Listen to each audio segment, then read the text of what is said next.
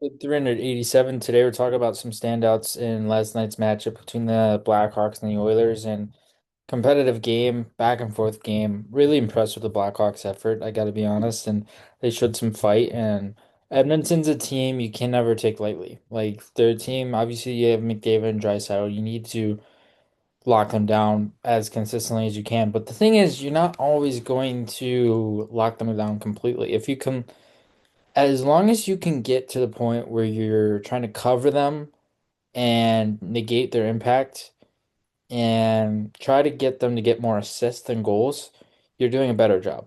And because that's the thing is usually when they're on the score sheet, they're not dominating the game like they can. But obviously when they get multiple points and they're driving play and being involved like the way they are pretty typically, I mean, it's just they make it look easy and they could take advantage of you pretty quickly. But I honestly thought Chicago did a good job for the most part trying to contain McDavid, especially in entry denials and trying to contain him there, trying to force him to the outside, trying to be physical on him and close gaps and avoiding the double teams. Because sometimes with those players that come in with speed, easy thing to do is you can get and fall in the trap of having a double team on that guy. And then that opens up an option on the weak side or in the middle or somewhere else. So but I think with McDavid, and this is something I've kind of learned a little bit more, but you have to be aggressive with him man to man. You're not necessarily going to track him all the time.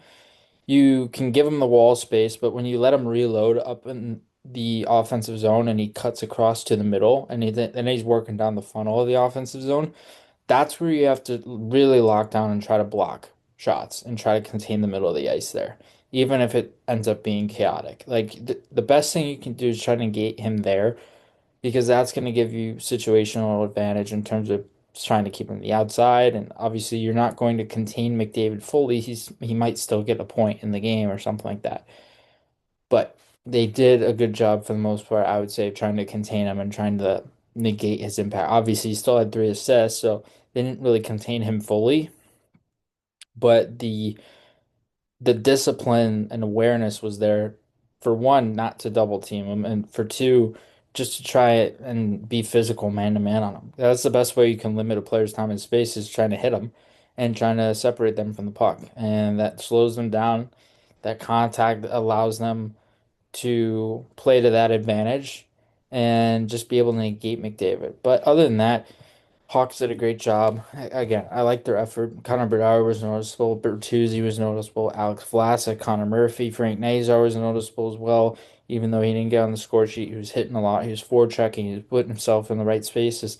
I really like Andre Burakovsky so far. I mentioned in previous podcasts where I think he's a really good wall player for a player like Connor Bedard who likes to get in the middle, likes to get interior in the offensive zone.